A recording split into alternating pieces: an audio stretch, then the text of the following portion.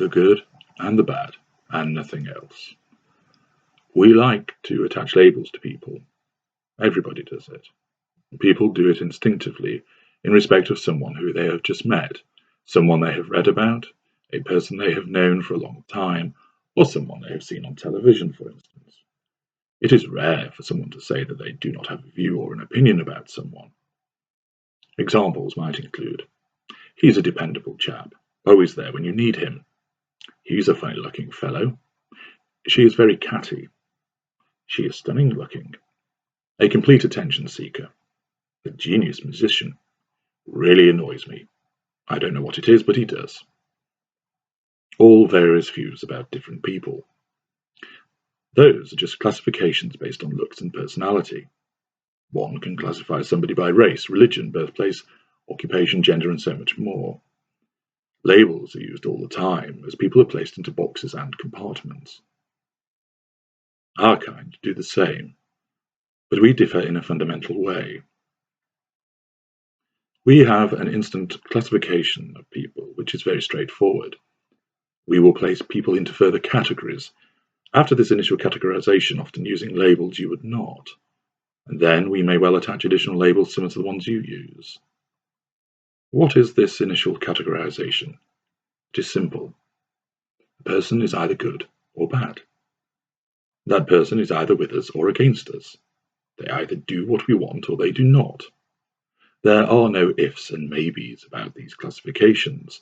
There is no grey with us when it comes to deciding into which camps somebody should be placed. You are either white or black. You cannot be light grey, mid-grey, or dark grey. We do not do the middling.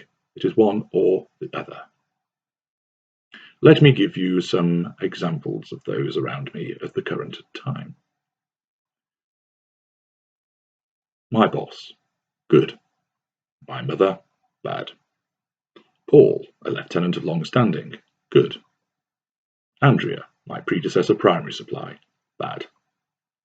My sister Rachel, good. My colleague Eric, good. A further lieutenant, Tanya, good. Leslie, a former girlfriend, bad.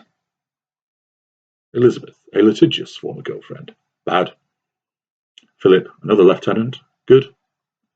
Colin, a competitor at work, bad. Not one of them am I indifferent to. You should be aware that this categorization is based on my view of them, irrespective of their behavior towards me. Leslie, a former girlfriend, for instance, responded to a Hoover a little while back, and still messages me with pleasant comments from time to time. I play along, as I am far from finished with her, but she is a bad person in my eyes because of what she has done. Moreover, I know that she is secretly looking for an opportunity to unseat me, and seek some form of revenge over me, as a consequence of my repeated thwarting of her ambitions. I know her game. These categorizations are fluid. In fact, they are extremely fluid with some people. This is usually our intimate partners who are our primary source of fuel. You may begin as a good person when I wake up, but by breakfast you are a bad person. Sometimes you will be utterly unaware of why your status has altered, and it may appear capricious and arbitrary, but in our eyes it is not. You will have done something, or failed to do something, which has shifted your classification. More often, it is linked to your failure to provide me with fuel, and therefore you will be designated a bad person and subjected to treatment in accordance with such a status, devaluation and denigration. Conversely, one can also move from bad to good in the blink of an eye.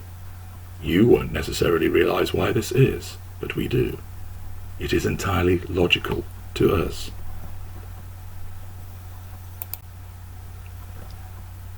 As I mentioned earlier, once we have classified you as good or bad, we will classify you further, usually linked to the fuel you provide and how under our control you are.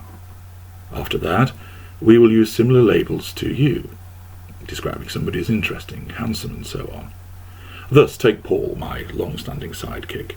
He is naturally a good person, but I also regard him as a very good source of fuel, a highly reliable source of fuel, and completely under my control, loyal and dedicated. My mother is a bad person. Whilst she is a good source of fuel for her emotional outbursts and temper tantrums, she is only fairly reliable in that regard. I have less control over her. She is a traitor and scheming to dethrone me. She has no concept of loyalty and is actively plotting against me. Thus, while she may provide fuel, the other factors cause her to be placed in the bad classification. I do not consider her to be grey, just because she provides fuel, but cannot be controlled to the extent that I would prefer. Why do we regard people in this manner? Why is it that we cannot take a holistic view of them? For instance, one might suggest that with the ex-girlfriend Leslie, that she at one point was loving, dedicated, and did much for me. Yes, but she became a broken appliance and let me down. She also caused affront to me, for which she must be repeatedly punished. She continues to try to be pleasant to me. Do I not look at this myriad of attributes and factors, plus more besides, and place her on some kind of spectrum between good and bad? No, I do not. Why? Because my need of fuel is such, I cannot have wishy-washy amorphous classifications of people. This person is good. I can rely on them to give me positive fuel and do as I say. This person is bad. I can get negative fuel from them, but I must be careful, as they are plotting against me and seeking to avoid my control. This then enables me to apply my manipulations appropriately. It is also necessary to enable me to maintain my superiority and my concept of self-worth. I need to keep those two aspects alive at all times. If you do not do what I want, you are calling into question my superiority. You are suggesting that I am worthless. Thus, you are a bad person. And I am the person who is admirable and worthy. You are wicked and evil. If you do as I want, you are confirming my superiority, and you are submitting to my will. I am full of self-worth, because you are acknowledging this by acting in accordance with my wishes. Deviate from that, and you become a bad person. You will no doubt have learned by now that because we look at the world through a different lens to you, there are many things that you will do, which you will not be aware about, which cause us to oscillate from regarding you as good to bad and then back to good, often in the space of an hour or less. This is all based on how we perceive your compliance to be. During our seduction of you, you are only ever a good person, because you represent that wonderful, potent source of positive fuel which we desire.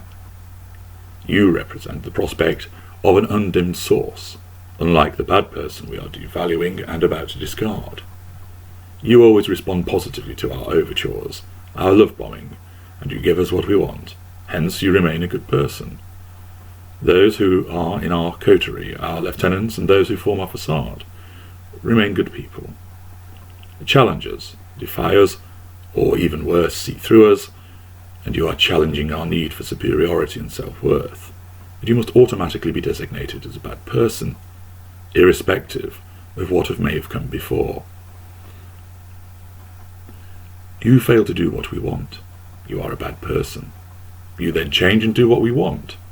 You become a good person. It is a simple and necessary classification that we utilize. Accordingly, everything is either good or bad with our kind. Admittedly, though, it usually turns ugly as well.